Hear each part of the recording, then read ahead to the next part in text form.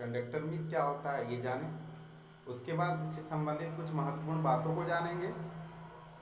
देखिए conductors means होता है चालक। कंडक्टर्स मीन्स क्या होता है बच्चों? चालक। चालक क्या होता है हम जानते हैं, सभी लोग जानते हैं कि जिसमें विद्युत धारा का प्रवाह आसानी से हो सकता है, उसी को चालक कहते हैं।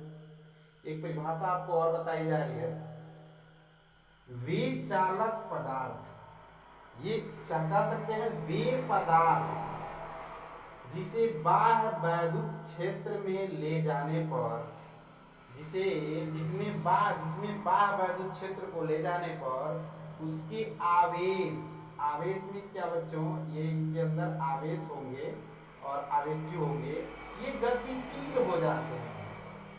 क्या हो जाते हैं? गतिशील हो जाते हैं, उसी को चालक कहते हैं। यानी कह सकते हैं वे पदार्थ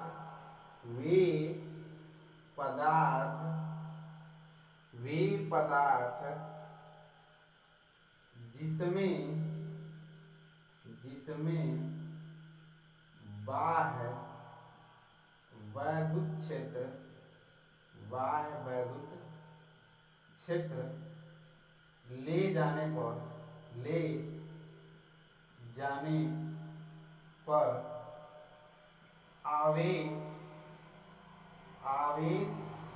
गतिशील हो जाते हैं,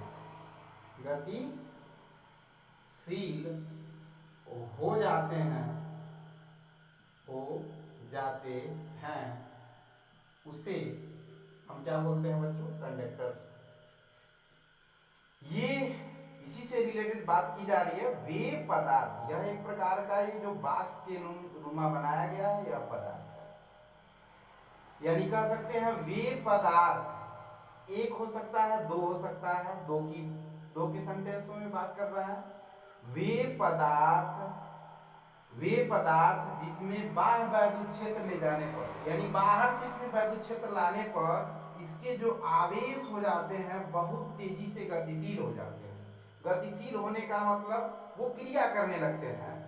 तो इस गतिशीलता को उसे चालक कहते हैं। एक बार और बताते हैं, वे पदार्थ जिसमें बाह्य वैद्युत क्षेत्र ले जाने पर आवेश गतिशील हो जाते हैं, उसे चालक कहते हैं। चालक से संबंधित बच्चों हम कुछ महत्वपूर्ण बातें जानेंगे और यही लिखेंगे। इससे संबंधित कुछ महत्वपूर्ण बातें जानेंगे, यहां लिख सकते हैं, इससे संबंधित महत्वपूर्ण बातें,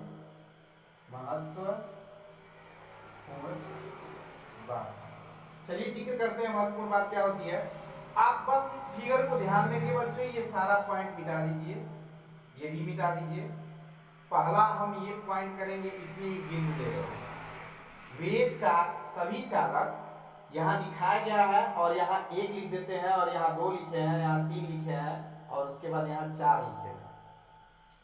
कहने का मतलब अब उसके बाद हम कहेंगे चालकों के भीतर, ये चालक है ना बच्चों, चालकों के भीतर वैद्युत क्षेत्र शून्य होता है। पहला पॉइंट यही हो गया, चालकों के भीतर वैद्युत क्षेत्र शून्य होता है, ये पहला पॉइंट हो गया।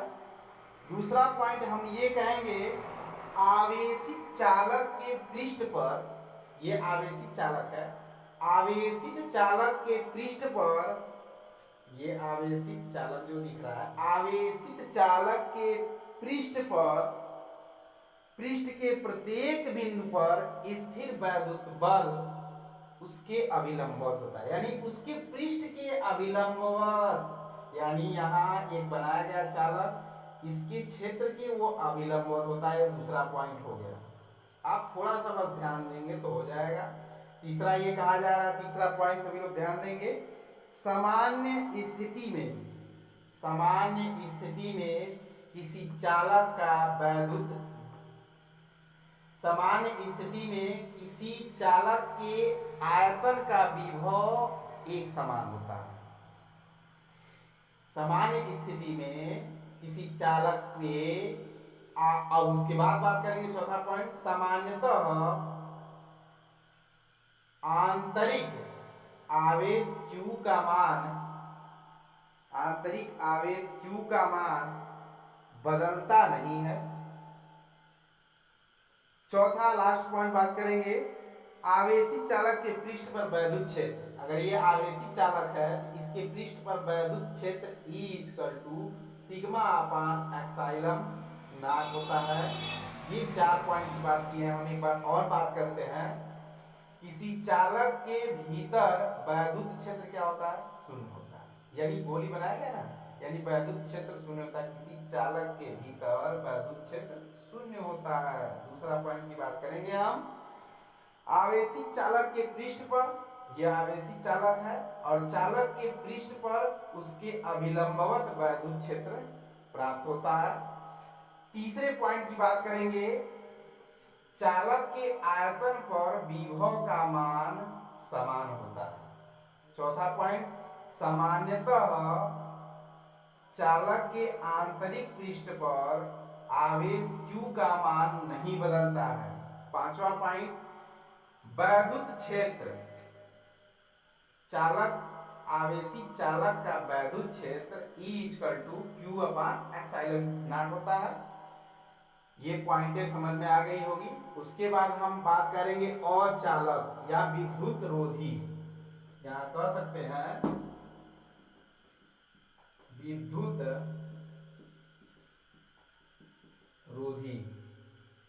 विद्युत रोधी, विद्युत रोधी माने क्या होता है, वे पदार्थ ये पदार्थ हो गया, वे पदार्थ जिसमें विद्युत आवेश का प्रवाह नहीं होता है या आवेश गतिशील अवस्था में नहीं होता है।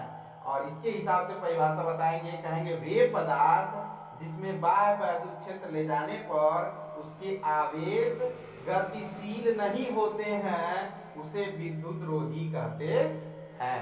जैसे कि लकड़ी हो गया, ये हमारा बोर्ड हो गया, ये हमारा मार्कर हो गया, ये सभी विद्युत रोधी में आएंगे। चालक में कौन कौन एग्जाम्पल आएंगे, लोहा हो गया, एल्युमिनियम हो गया, जस्ता हो गया, ये सभी हमारे चालक पदार्थ होते हैं। That's clear. ओके।